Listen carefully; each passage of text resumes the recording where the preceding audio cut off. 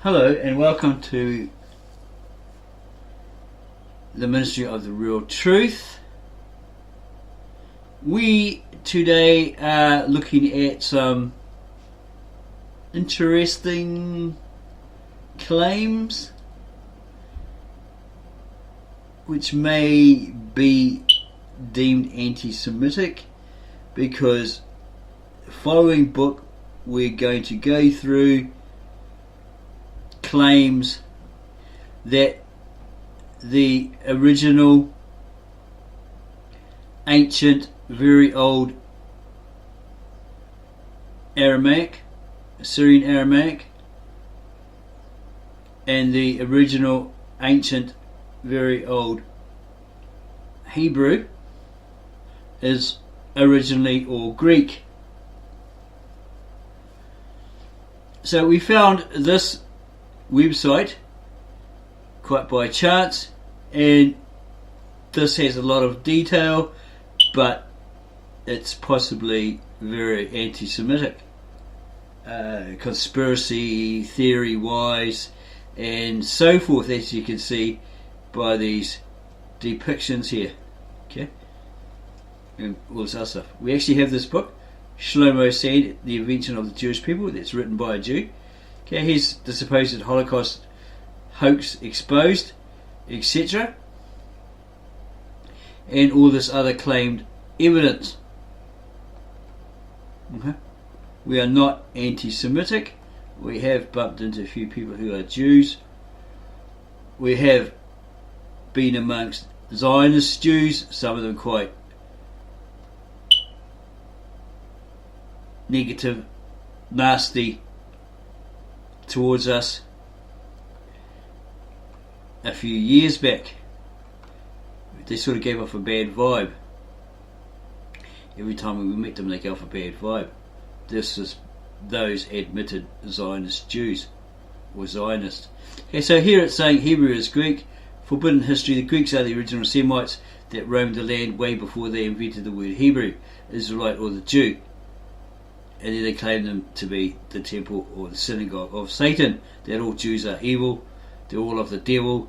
Maybe there's something in here that says that Cain was born through the sexual interaction, sexual intercourse between Eve and the serpent or the devil. Okay. So yeah, it says, forbidden history. The Greeks are the original Semites that roamed the land way before they invented the word Hebrew, Israelite or the Jew, synagogue of Satan. Biblical tribes: Asher, he's a descendant of Jacob, probably the grandson.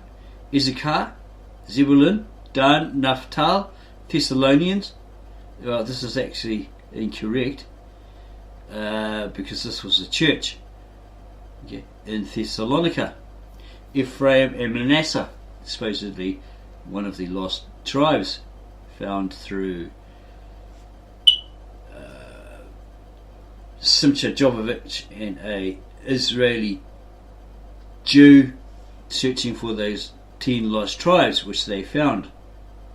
Okay. Were Aegean Greek tribes. Nothing new for the Jews to steal and use other people's ideas and identities, then calling it their own while destroying true history and rewriting the history books. So what these people are saying is that all Jews are responsible, okay, not just a certain sect of Jews like the Zionists, who Jewish people may refer to as not really having the, well, in a sense, not really being Jews and not having the correct form of Judaism or something like that, right? Okay. So they're saying they steal other people's identities, call it their own, while destroying true history and rewriting the history books. America's flag, 13 stripes, is the 13 tribes of Israelites. Okay, we didn't know that. We thought there was 12, but apparently there's 13. So what is the 13th one? So it says here, 50 stars, the number of Jubilee or ultimate blessing. Joseph receives a double portion of the inheritance, thus his two sons receive Jacob Israel's blessings, making Joseph two tribes. a guy's name was changed by God to Israel. Okay, making Joseph 2 tribes. It doesn't make. Okay, so they're saying that Joseph specifically was made 2 tribes.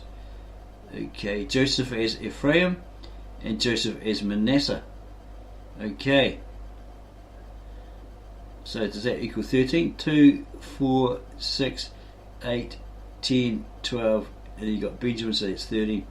And here's evidence of Hanukkah story found in a raised Hellenistic fortress in the Shephelah region or the Judean foothills of south-central Israel. Archaeologists have unearthed the remains of a Seleucid Hellenic fortress that was burned by Hasmonean Judean conquerors in the year 1112 BC. The Israel Antiquities Authority (IAA) has revealed it was clear from the condition of its ruins that the Hellenistic fortress had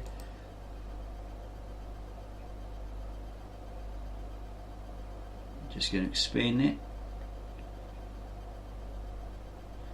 Okay, here it is. Here, evidence of Hanukkah story found in a raised Hellenistic fortress in the Shephelah region or the Judean foothills of south-central Israel. Archaeologists have unearthed the remains of a Seleucid Hellenistic fortress that was burned by the Hasmonean Judean conquerors in the year 1112 BC. The Israel Antiquity Authority (IAA) has revealed it was clear from the condition of its ruins that the Hellenistic fortress had been destroyed by fire, which had presumably been lit by the Hasmoneans as they made their way toward the intended target of the invasion, the nearby city of Maresha and the neighbouring Greek-influenced kingdom of Idumea.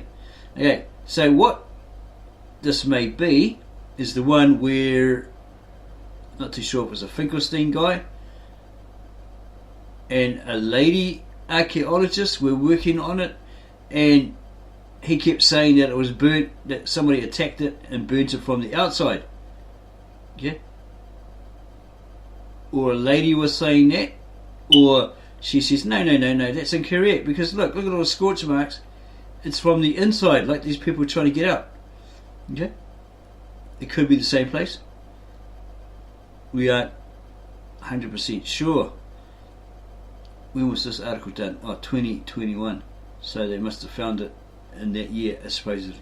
It is appropriate that this discovery has been announced so close to the beginning of Hanukkah. This Jewish holiday celebrates the liberation of the Second Temple in Jerusalem by the Satanic Maccabees, the family from which the Hasmonean leaders were descended. Both the Maccabees and the Hasmoneans battled against the Hellenistic Seleucid Empire. So when did the Hellenes become the Greeks? Simple question. Okay, because they were originally called the Hellenes, or Hellenes, Hellenes, and they were later called the Greeks. So what age was it that they went from Hellenistic, or Hellenes to Greek? Yeah. And their combined efforts ultimately destroyed the freedom and independence that the true people of Judea, the Greeks, had sought for so long. Okay. So then it should have been called something different, right? Yeah. It wouldn't have been called Yahuda or Judea. It would have been something in Greek. Okay. So when did these Greeks become known, right, in history? When did they emerge? Like, you had the House of Israel that appeared in the records, left behind, and so forth, at a certain era. Okay. At a certain age, eon, era, or period in history.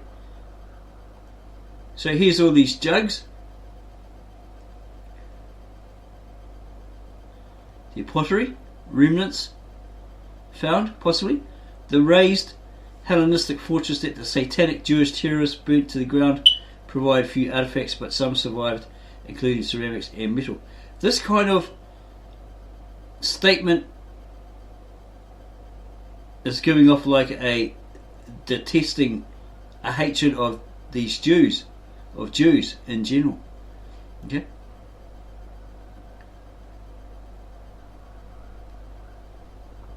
the Hellenistic fortress and the struggle for Judean independence. At the time the fortress was destroyed, the reign it occupied was part of Idumea, which was known as Edom.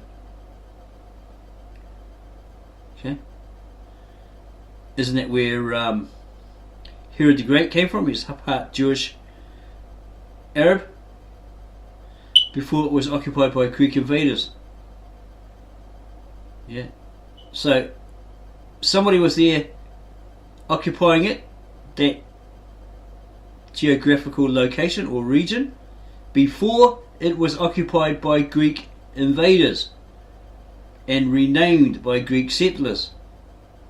So keep that in mind. Someone else was there before them, these invaders, who then renamed it. This was a small independent kingdom allied with the infamous Syrian-based Seleucid Empire. Who are they, if they're Syrian-based? Which had subjugated Judea on and off since the 4th century BC. Idumea was established by people who had moved into what is now southern Israel from the east, modern-day Jordan, and like the hated Seleucids, they introduced many elements of the Hellenistic Greek culture to the region. Again, okay, Idumea was established by people who had moved into what is now southern Israel from the east, modern-day Jordan, and like the hated Seleucids, they introduced many elements of the Hellenistic Greek culture to the region. Okay, so it looks like, or sounds like, they've learnt something from the Hellenistic or the Greek culture and brought it to that region. The Seleucid occupiers had finally been driven out of Judea by 125 BC, but they had found a safe haven in nearby Idumea, and perhaps with Idumea as a launching point, they hoped to one day reinvade Judea and reassert Seleucid control over the rebellious Judean people. The recently excavated Seleucid Hellenistic fortress was built on a hill overlooking the entrance to the Hellenized city of Maresha, which had been founded 200 years earlier by Greek soldiers, following the annexation of the territory by the forces of Alexander the Great. The men stationed at the hilltop fort around 112 BC were likely Seleucid soldiers, and their job was to help protect Maresha from the true Judean forces under the command of Khazar. He was a Khazarian, John Hyrcanus, posing as a Greek, the Edomite Hasmonean dynasty leader of the now fully independent king of Judah. So he wasn't a Greek, he was a Khazarian, but he was posing, he was pretending to be a Greek.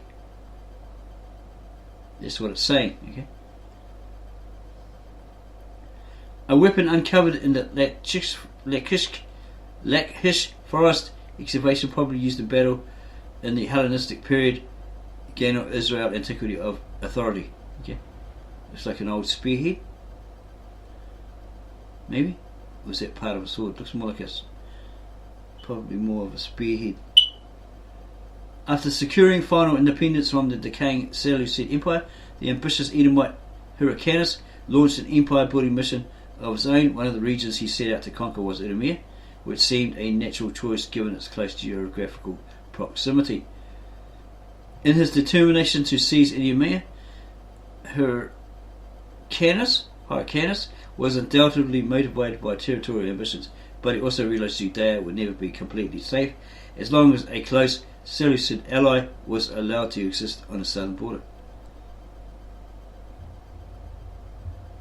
It became clear to archaeologists early on that the Khazar Jewish terrorists had razed the Seleucid Hellenistic fortress to the ground as so many burnt timber beams were found.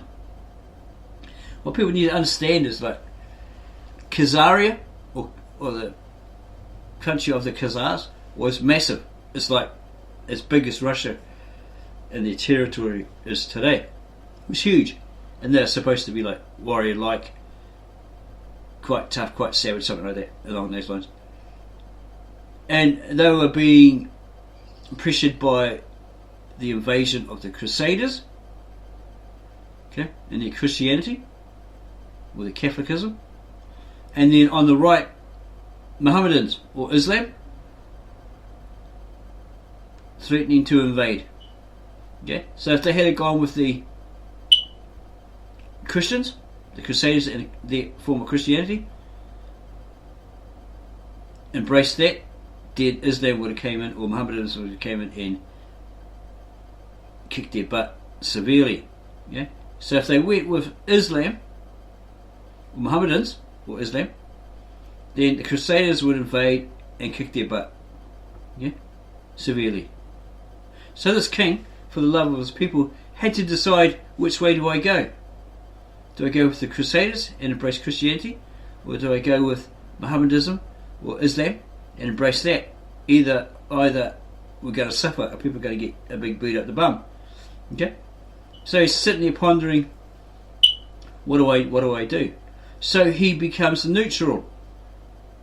He embraces Judaism, because prior to that there was Jews there, small amount of Jews, maybe a big amount of Jews, and they had their traditions, their customs, their practices, religious practices, whatever, and all that. So what this king did, because he liked it as well, he embraced it. So he becomes neutral. Okay, neither Christian nor Mohammedan or Islam, but he embraces Judaism.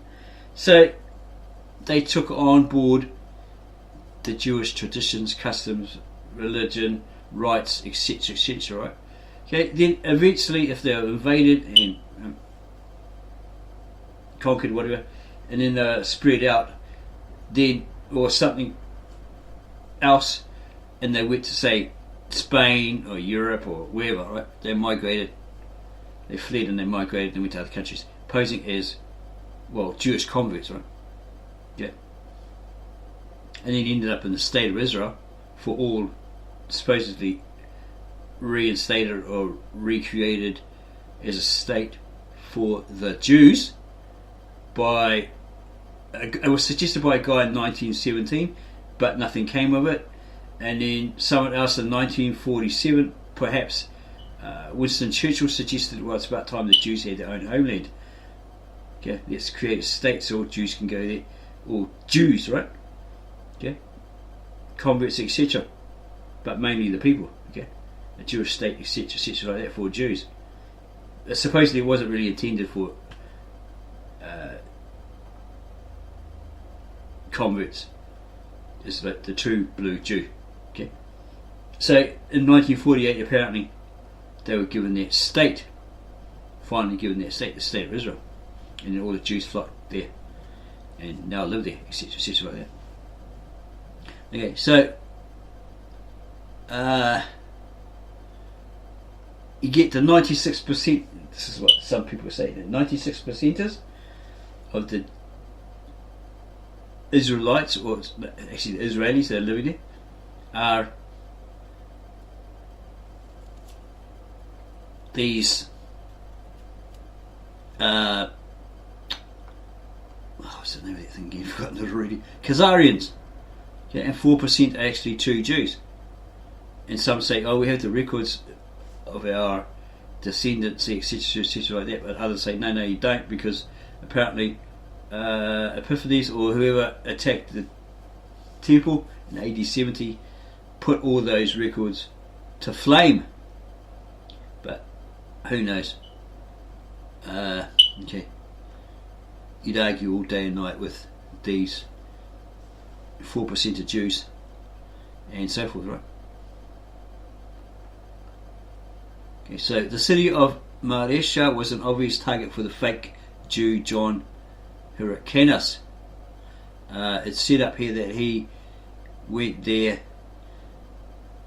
to Idumea posing as a Greek. Okay. The structure, go back there again, have a look at that again.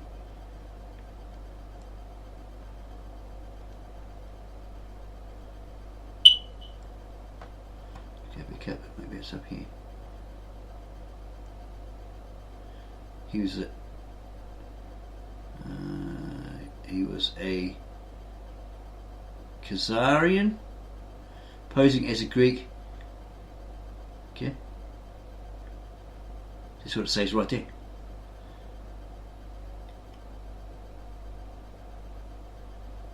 He jobs. He had the command. He was the commander, right, of that army. Army of Khazarians. Go back over here again. The recently excavated Seleucid Hellenistic fortress was built on a hill overlooking the entrance to the Hellenized city of Marisha, which had been founded 200 years earlier by Greek soldiers, following the annexation of the territory by the forces of Alexander the Great. The men stationed at the hilltop fort around 112 BC were likely Seleucid soldiers, and their job was to help protect Marisha from the true Judean forces under the command of this Khazar, right? John Hyrcanus, posing as a Greek, the Edomite Hasmonean leader of the now fully dependent kingdom of Judea. Okay, annexation. Is that like? Let's have a look at this word annexation. Just got us pondering what that means. Okay, let's have a look at it. See what it means. Is it the ending of it or the nulling of it? Or was they getting rid of it altogether? The act of annexing something or the state of being annexed. The addition of an area or region to a country, state, etc. Okay, let's have a look a bit more. Definitions. A formal act whereby a state proclaims its sovereignty over territory hitherto outside its domain. Unlike cession, whereby territory is given or sold through treaty, and so forth. Okay, so possibly they made it larger, or they took it, they possessed it. A piece of land or country, usually by force without permission. Confiscation. Okay. Confiscation, they grabbed it, they seized it. It's possibly what it's talking about. They come in and they seized it. Where are we? Yeah. The seizing of it and the enlarging of it, etc., etc. That's what it sounds like. Or what it's sitting at. Okay, so where were we? The city of Marisha was an obvious target for the fake Jew John Hyrcanus. The structure unearthed during the IAA excavations was one of a line of fortifications constructed by Hellenistic army commanders who correctly anticipated the eventual arrival of the Judeans. They were waiting for them to get there. It isn't known how many Seleucid soldiers were deployed. They just fought, and others like it. But the condition of the Hellenistic fortress's ruins makes it clear that whatever number it wasn't nearly enough. Our theory is the Seleucids blocked the entrance of the fortress and fled to the city as the enemies approached, said archaeologist Ahinoam Montagu, who was one of the three archaeologists along with Seir Ganor and Vladik Lifshitz assigned to finish excavating the fort. As the Hasmoneans reached the structure, they set it on fire. Okay. Maybe it's a different one, not the one we actually talk about, where Finkelstein looked at it along with that lady, and she says no, it was burnt from the inside, not the outside in. Yeah, like people were trying to escape. Probably a different one. Okay, so, and here's the dimensions of the building, the fortress. Artifacts found at the site include dozens of coins, etc., etc. Pottery shards which were dated to approximately the 2nd century BC. Before the building was burned, it appears the Seleucid soldiers put up no resistance.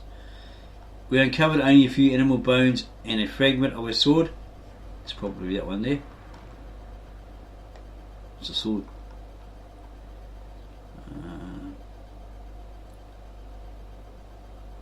Montagu explained if a battle was fought here, there would have been a lot more remains, including human remains and artifacts. It is possible that only a few individuals charged with lookout duty were stationed in the fort at the time of the Judean invasion. If that was the case, they would have fled to the city to warn its inhabitants as soon as they spotted the Judean armies advancing from the distance. The work of archaeologists at sites as large and ancient as the recently unearthed Hellenistic fortress in south-central Israel is painstakingly slow but very thorough. Yeah, it's a time-consuming thing. In any time or place, war is hell.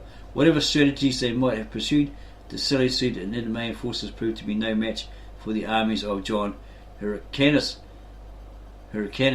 He successfully conquered Marisha and the rest of Idumea, and increased the size and power of his rapidly growing kingdom in the process. That's what that word we're looking at means.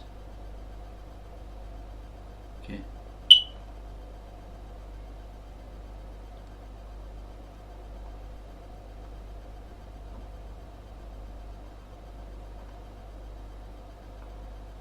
After successfully subduing the people of Idumea, John Hyrcanus might have been expected to institute a tolerant style of rule. After all, the Seleucid ruler Antiochus IV had set off the original Maccabean revolt in 167 BC by aggressively suppressing the Jewish religion, and when the Seleucids briefly regained control over Jerusalem from 133 to 128 BC, resentment towards the heavy-handed tactics had motivated Hyrcanus to rebel against their rule once again. But Hyrcanus was not a tolerant conqueror, looking for revenge for what had happened in Judea, or perhaps paranoid about having an alternative religious tradition, seeking converts inside Judea's expanded borders. Hyrcanus forced the Idumeans to renounce their traditional beliefs and convert to Judaism. The religious intolerance that provoked so much outrage in Judea was repeated in Idumea by the Judeans themselves, showing once again that human rights abuses on all sides are an inevitable consequence of war. Okay, and then they say that satanic Maccabee Jewish freedom fighters of ancient Israel invaded Judea from the Syrian Greek occupiers during the Second Temple period and were fierce warriors. So you have to read the book of Maccabees and figure out if they actually were satanic, etc., etc. Some may say, oh, well, that was written by Jews, satanic Jews. You need to look at it, study it, do your personal research on it to verify that they're actually of the devil before you start saying they're of the devil. Bringing history to life, the freshly excavated hilltop fortress was found several years ago during a survey for an upcoming road construction project. Yeah, because if you're blaspheming, if you're saying about the Jews, they're all satanic, all that sort of stuff, then Jesus must have been a Jew. If he was a Jew, then he must have been a Jew of Satan, right? See how it goes? Bringing history to life, the head of the Israel Antiquities Authority, Eli Escozido, highlights the importance of the fort's discovery with respect to ancient Judea's political and religious history. The stories of the Maccabees are coming to life before our eyes, he stated in the Jerusalem Post, obviously a newspaper there. In a few days we'll be celebrating Hanukkah, whose central theme is the Hasmoneans' defeat of the Hellenists, or the Greeks, leading to the establishment of the first independent sovereign Jewish entity. The Hasmoneans could have had no idea that 2,000 years later, students living in the state of Israel would be following in their footsteps. It is extremely exciting. The Second Temple period was a time when heroes were made in Israel in the fight against the powerful Seleucid Empire and its allies. Okay. Here's a bird's eye view of that fortress.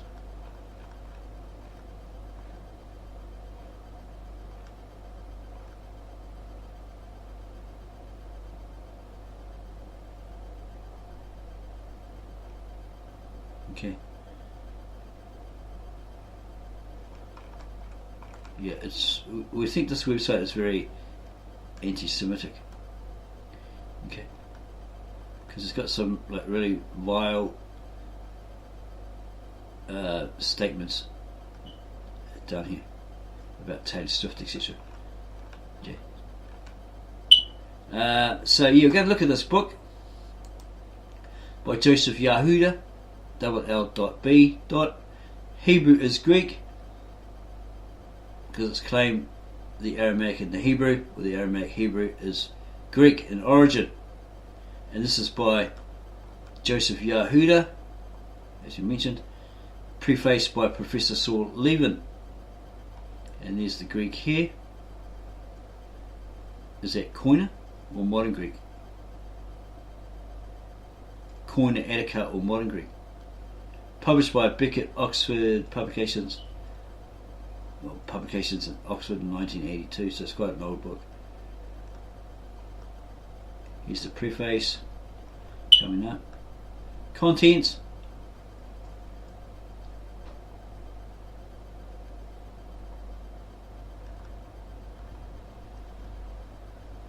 This is a lot easier. Well, it's basically on internetarchive.org and scribbled over. It's exactly the same thing. We just decided to do this, expand it, right, so you can actually see what it contained. The other one was a bit rough and blurry, and one of them had a page missing. So, okay, so this is a table of propositions.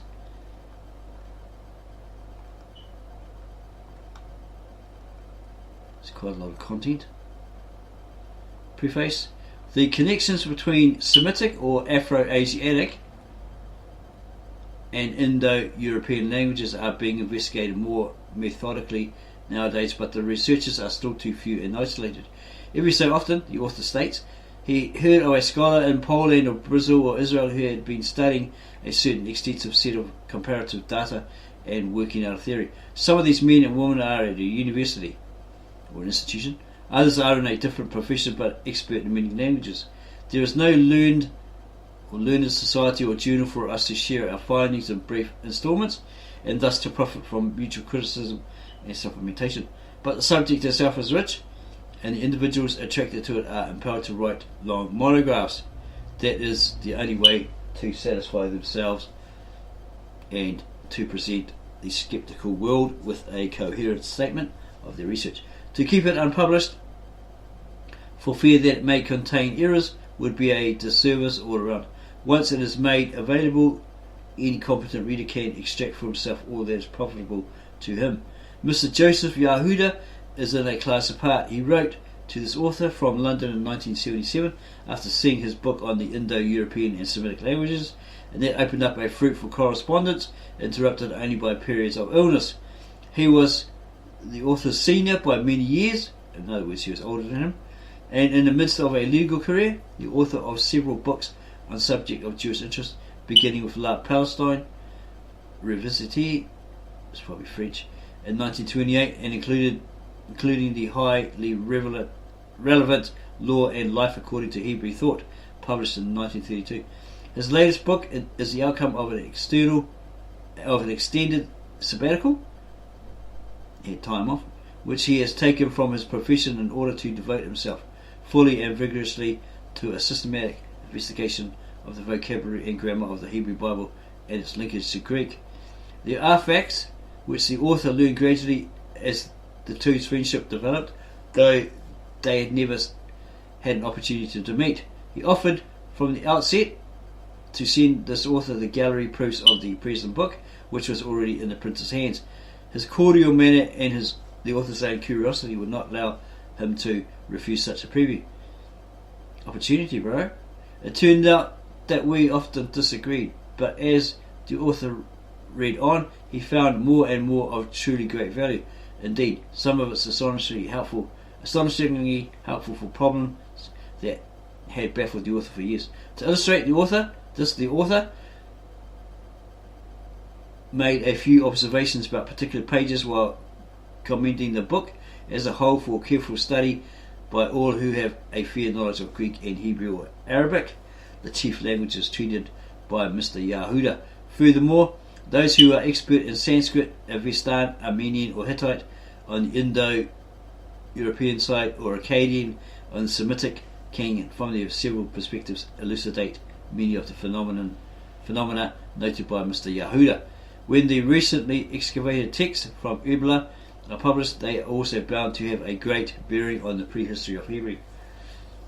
Yeah, he's put some, what's this, like, there's Greek there, so he's put these words in the Greek there. We thought it was somebody that had the book and scribbled all over it, but probably he read it, wrote this or something, and added to it. Not too sure. Yeah, possibly someone more than likely had this book and then scribbled all over it. But I don't know. We don't know. Yeah, because up here he makes a few observations in particular pages, okay, and so forth. He was most gratified to learn from his friend he'd never met, paragraph 256, 427, 668, on the homology of, looks like this is that a Z? Zedpid? And this one here, of the earliest Greek words, right? Which occurs nowhere in biblical Hebrew except for Jonah 3:2. So really we should have a look at that. The original ancient, very old Assyrian Aramaic or Aramaic, dated at 800 BCE, translated into the nearest English equivalent, staying faithful to what those Old Testament scriptures actually say. Okay, it means specifically an oracular or prophetic proclamation. Indisputable as that is, in the context of Jonah's mission to Nineveh, it unblocked for the author the relation between the Hebrew root and the Greek, ever since he had discovered that the Homeric expression "you need, you must" has the same structure as the Semitic verbal root, with a prefix and stative vocalization. For example, here, you lack, you will lack, Deuteronomy 8:9. The author kept trying in vain to establish which Semitic root is cognate to that, okay, which one relates to it, right? The meaning of cognate is like in line with that, right? The meaning of this call seemed too distant from need or must, beside the emphatic quality of the consonant,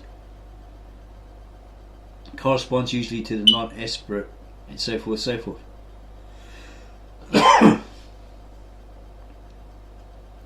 It left the author with an uncomfortable surmise that there was no Semitic cognate to this, and that notwithstanding the impressive correspondence and structure, the root itself was unparalleled in any known language apart from Greek. Now, however, the author was satisfied that and are indeed cognate and anchored in the most basic stratum of the Hebrew and Greek. Okay. The phonetic problem can be eased, if not quite solved, by noting an affinity between the emphatic Greek word here and Attic, Aristophanes 2:14, etc. This is the Attic or Attica Greek. In Ionic Herodotus 2:38. 2. Actually, all this information here. Probably better understanding or understood, realised if you are actually a Greek speaker, native born, or have learned and you qualified in the Greek language, etc. Keep in mind though, it's probably what you've learned is probably a modern vernacular, a modern Greek. Okay. There's a lot of information there. So it's referring to the Hebrew and the Greek being cognate, that the Greek came from the Hebrew, or the Hebrew came from the Greek, and so forth.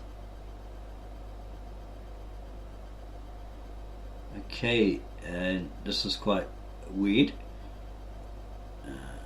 The shortness of the O in the Greek word there is established at least for one dialect, lesbian, by the Meter of Alcaeus fragment 38bx. Probably nothing to do with lesbianism.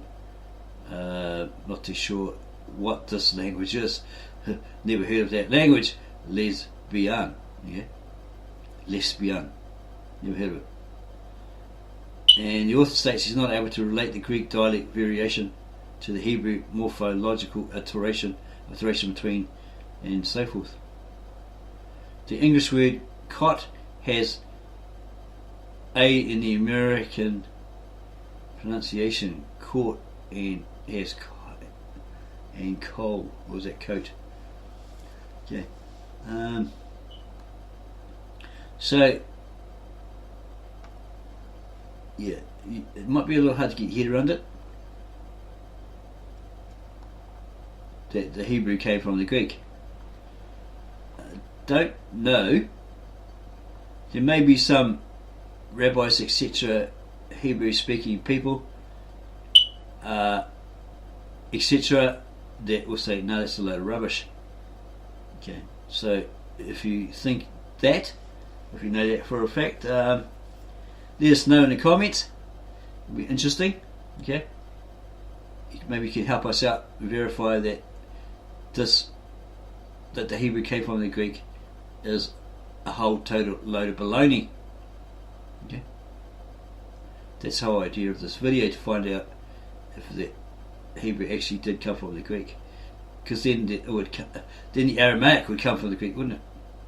Okay, and then the people of Aram, or the Arameans, speaking that language, the Aramaic, and those descendants of Eva or Heba, the Hebrews and the Israelites, as attested to in the Bible, spoke those languages, would then be false, wouldn't it? Okay. That apparently these Greeks probably came before they did and gave them that language, or they stole it from the Greeks, something along those lines. Okay, the middle forms of the Greek verb occur much of and so forth. Okay, more information here. Another problem of Greek syntax, which Mr. Yahuda's book throws unexpected light on, is the rule that God's name in prose and comic verse will be preceded by the article. So, or Zeus, can you recognise that one? Don't know what this is. The name of a man or a woman takes the article only when it recurs. The Hellenists of modern times have explained that the article marks the person as already known to the listener or reader because of a previous mention of the person as human, whereas a god is already known whenever he is mentioned. Mr. Yahuda in no way undermines this by equating or Zeus with etc. etc. But he brings up what no one has ever suspected before, that God in the Hebrew expression is functioning like the definite article in the Greek. To grasp a syntactical parallel, we need not to adopt his phonetic argument that the Hebrew sounds are just a modification of the Greek sounds. It is only necessary to remark that it's beyond question phonetically close to the Arabic article, whatever that is, and so forth, is a characteristic of Hebrew poetry, like Zeus, without or in Greek poetry, etc. etc.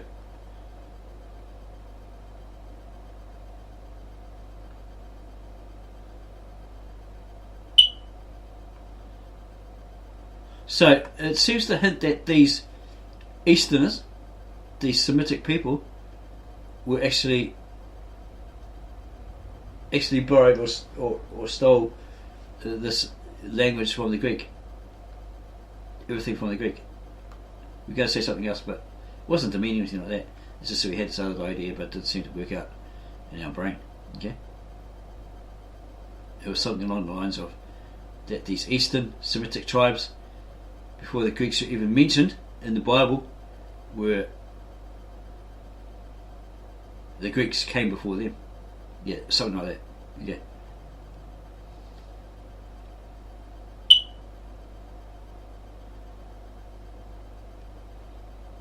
And there's more here.